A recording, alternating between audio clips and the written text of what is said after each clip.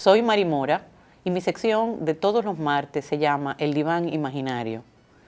Es una sección que trata sobre temas psicológicos que aborda la realidad de hoy.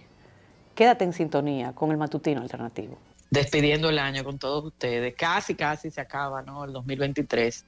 Veloz y cargado de tantas cosas que fueron positivas y fueron negativas, algunas de las cuales fuiste comentando a lo largo del programa de hoy. Y en este diván hemos estado invitando a lo largo del año a la reflexión sobre temas propios de este tiempo, de cambio tecnológico veloz, de cambio climático y de dinámicas sociales que están cambiando también.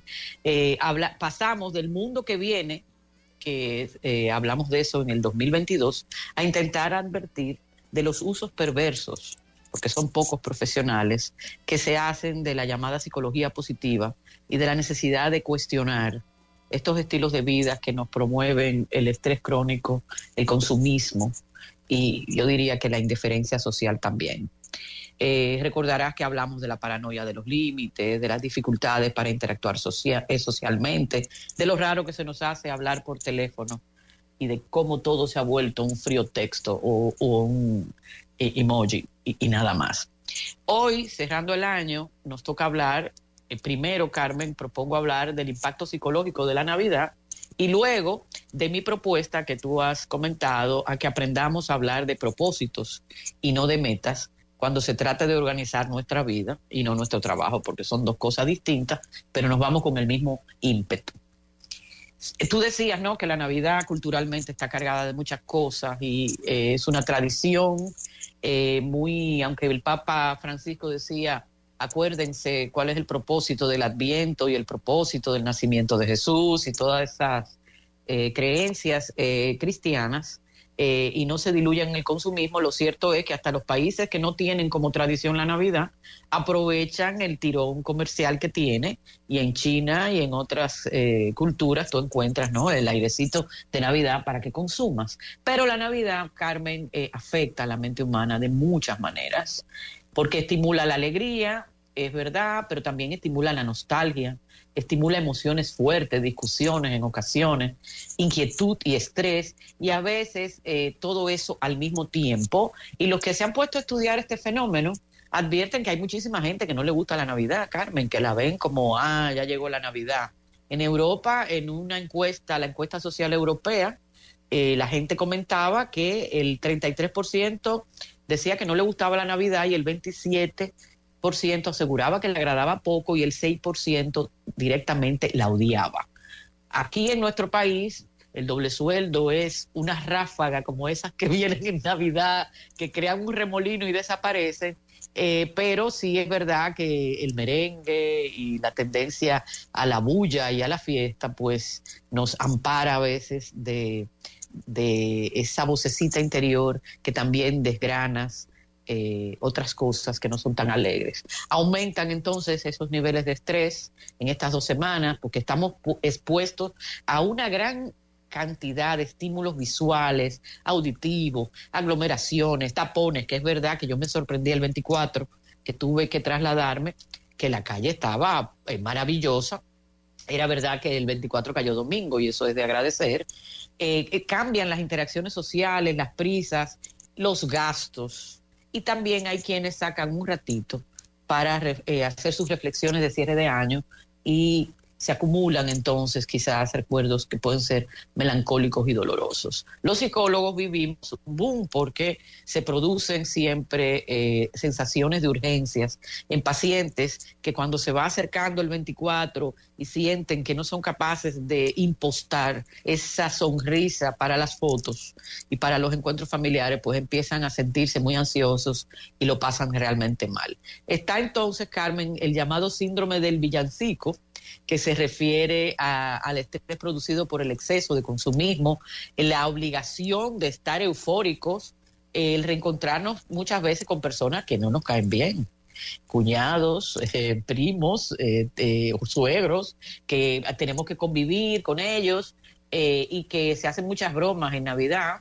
En los shows de Navidad se la gente se ríe un poco de esos conflictos y a veces se elevan demasiado las expectativas y hay una gran presión social y tú ves la gente atareada. Pero junto con ese síndrome del villancico, que es normal, es un estrés esperable, ¿no? Las fiestas tienen esa parte de que a veces te coge sin el vestido apropiado de tus emociones y entonces hay que fingirlas o esconderte, una de dos. Está también el síndrome de la silla vacía, que consiste en sentirse solo, pasarlo mal por la ausencia y por la añoranza de seres queridos que siempre yo tengo la impresión, Carmen, que se eligen estas fechas. Ya llega el otoño y empieza el desfile de pérdidas. Tú hablabas del embajador Hans Dannenberg, a quien tuve la ocasión de conocer cuando yo también era diplomática y él era embajador en la India y llevaba con aquella alegría y orgullo dominicano su misión por diferentes países del mundo y muchos perdimos a otras personas. Ese síndrome también que le pasa a tantos chicos y chicas que están ahora mismo estudiando en el extranjero y que por presupuesto o por tenerse que adaptar a sus nuevas realidades están allí en diferentes rincones del mundo. Conozco ex estudiantes míos que están en Suecia, en Lisboa, en España, en diferentes lugares, en Alemania, en Estados Unidos, y están juntándose muchas veces, que es lo que yo les he aconsejado, júntense entre migrantes, entre gente extranjera, para que lo pasen mejor. La peor opción, Carmen, es dejarte diluir por esa sensación de el síndrome de la silla vacía y ser tú entonces la gran ausencia de la casa de tus padres y les ves que tienen melancolía y tienes miedo que el abuelito o la abuelita no alcance para cuando tú regreses con tu diploma en el brazo. Y también inmigrantes que les coge estas fiestas sin un tenderete social suficiente. Yo recuerdo que Patricia y yo, que vivimos unos años fuera, hacíamos las fiestas de los que no teníamos familia. Y entonces acabaron en mi casa gente de los más lejanos rincones del mundo. Recuerdo una vez que conocí la verdadera ensaladilla rusa, porque la llevó un ruso y no tiene nada que ver con la nuestra. Y hacíamos de aquel momento un momento grato para acompañar nuestras soledades entre todos. Y yo les recomendaba a varios alumnos míos que están ahora haciendo sus maestrías fuera, júntense con gente latina que si se puede, ¿no?, que tengan costumbres similares, y aunque a veces no aparece el puerquito ni el pastel en hoja, pues se puede construir un espacio que sirva de amparo para esa fuerza tan grande que producen las tradiciones cuando uno no se puede subir a ese tío vivo de alegría, ¿no? Y las cifras, Carmen, siempre en estas fechas, las cifras de los suicidios aumentan justo después de las fiestas. Hay muchos estudios que sostienen que los suicidios aumentan a principios de enero y quizás es propio, ¿no?, de la presión y de las expectativas que crea este nuevo comienzo.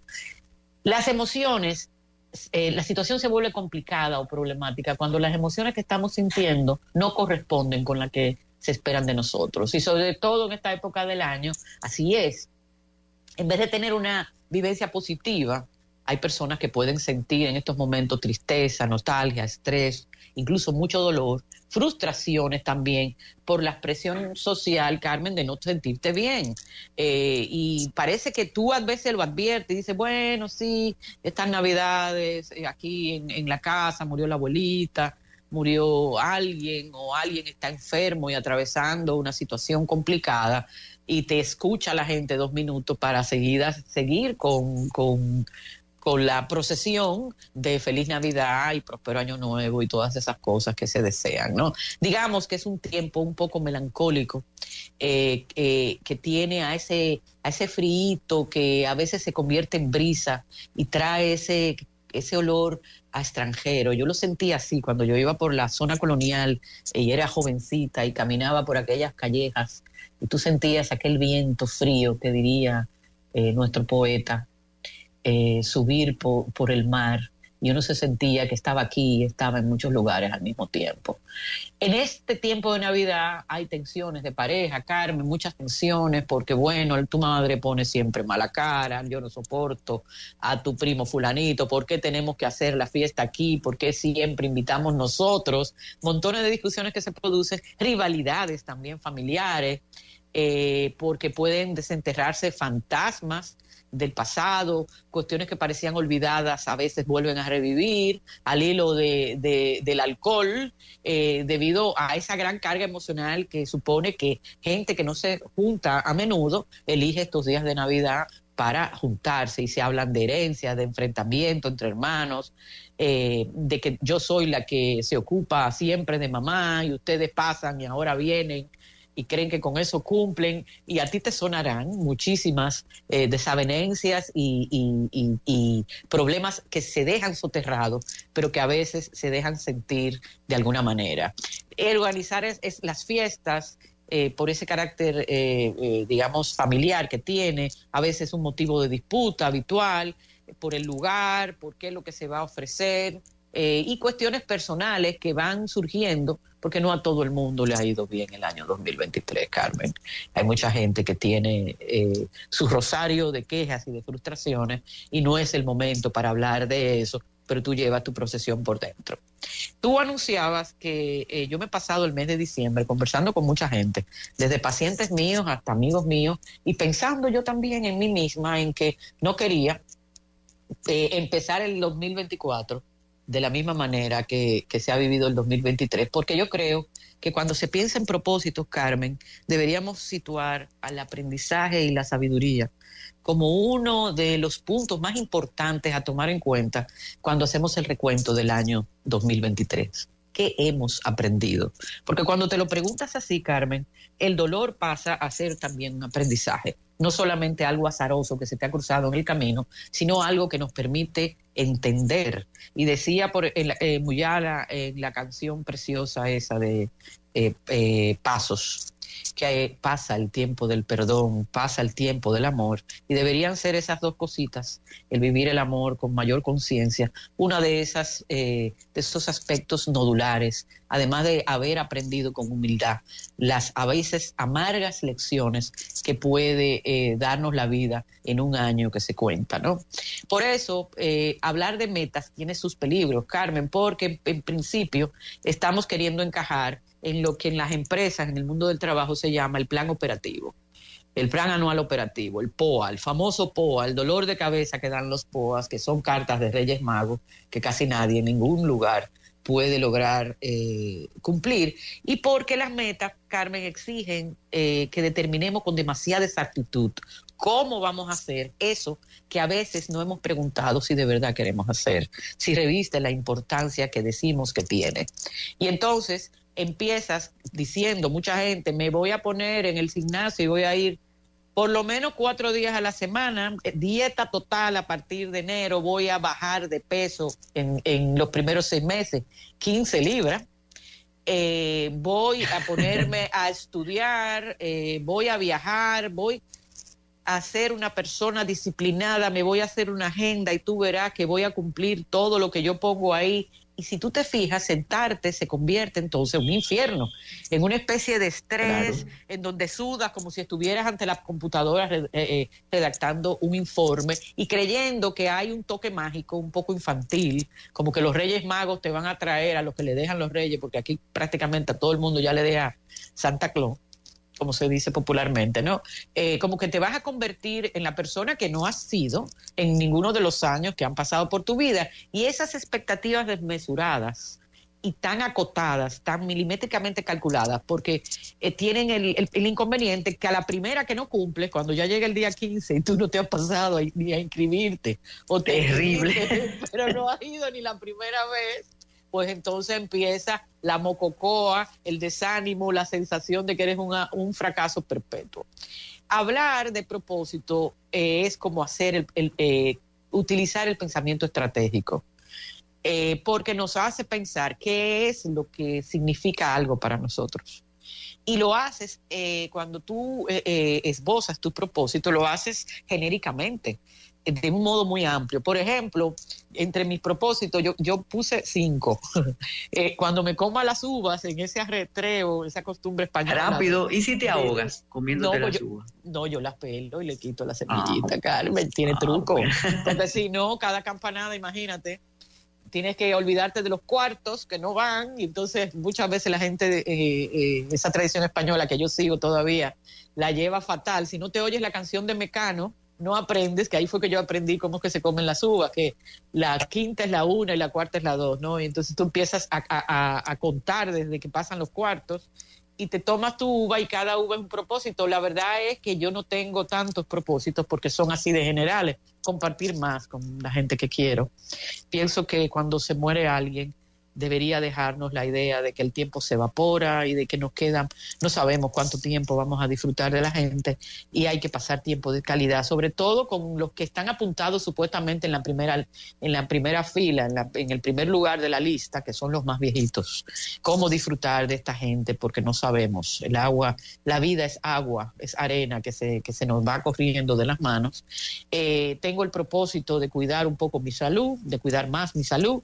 ¿Y cuál es la ventaja? Mira, Carmen, el otro día, a principios de diciembre, venía una paciente mía que es extranjera con su lista, la que ella había hecho en diciembre del 2022. Y ahí empezó toda esta reflexión, porque ella decía, en junio yo hice, como se hace con los POA, ¿no?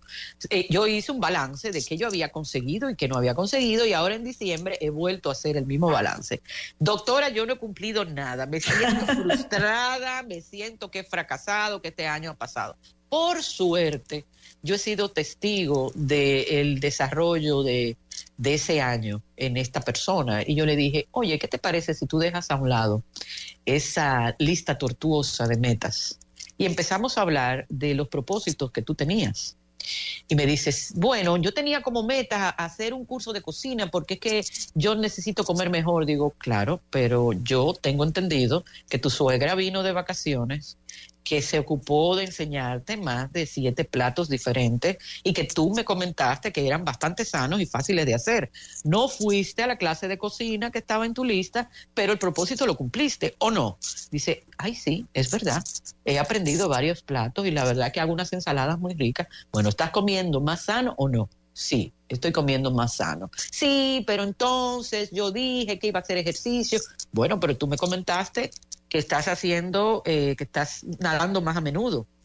Ah, sí, es verdad. No fuiste al gimnasio, pero estás nadando, y es un deporte maravilloso el que estás haciendo. Y así, poquito a poco, fuimos revisando que lo que no se dio, Carmen, fue la forma precisa como ella se lo había propuesto, y no el objetivo o el propósito. Y entonces yo le dije, ¿qué te parece si a partir de ahora aprendes a hacer tu lista de propósitos solamente? ¿Para qué? Para que seas más flexible en la forma en la que la vida se va presentando. Porque tú puedes tener un plan, Carmen, pero el hombre propone y Dios dispone, dicen por ahí, y por lo tanto a veces no estás pendiente a otras oportunidades y otras formas que tiene la vida de presentarte esa oportunidad de cumplir el propósito. Entonces yo creo que tendríamos menos presión, nos cargaríamos menos la motivación que se necesita para cualquier tipo de cambio. Estaríamos abiertos a muchas digamos, señales que van surgiendo, como por ejemplo, bueno, se puso mala la tía fulanita y a partir de ahí empezamos a vernos más. Los familiares alrededor de esta persona, afortunadamente esta persona se recuperó, pero pudimos darnos cuenta de lo importante que es el apoyo familiar. En fin, yo personalmente pienso, Carmen, que si yo me centro solamente en los propósitos, voy a conseguir mucho más resistencia cuando la forma en que yo he planificado que se va a llevar a cabo el propósito cambia o se me desbarata. Y entonces yo digo, ok, el propósito se puede salvar, vamos a buscar otra manera de llevarlo a cabo. Si recuento mi 2023, Carmen, ha sido un año de grandes aprendizajes. Por ejemplo, eso de que cuando tú te empeñas en que las cosas van a ir por un ritmo y la vida te va señalando que va por otro, hazle caso a la nueva dirección que la vida te está pautando y deja la terquedad. Porque es cierto que vivimos unos tiempos muy cambiantes, demasiadas variables pueden hacer que nuestras velas cambien de dirección y a veces, la mayoría de las veces, el viento es más propicio para seguir esa ruta diferente, pero que puede ser mucho más beneficiosa para nosotros. Ese es el espíritu de esperanza unido al de flexibilidad, el que yo quiero inundarle a nuestros oyentes, a ti y a mí. Gracias por acompañarnos en el Diván de Mari Mora. Síguenos en nuestras redes sociales y en nuestro canal de YouTube.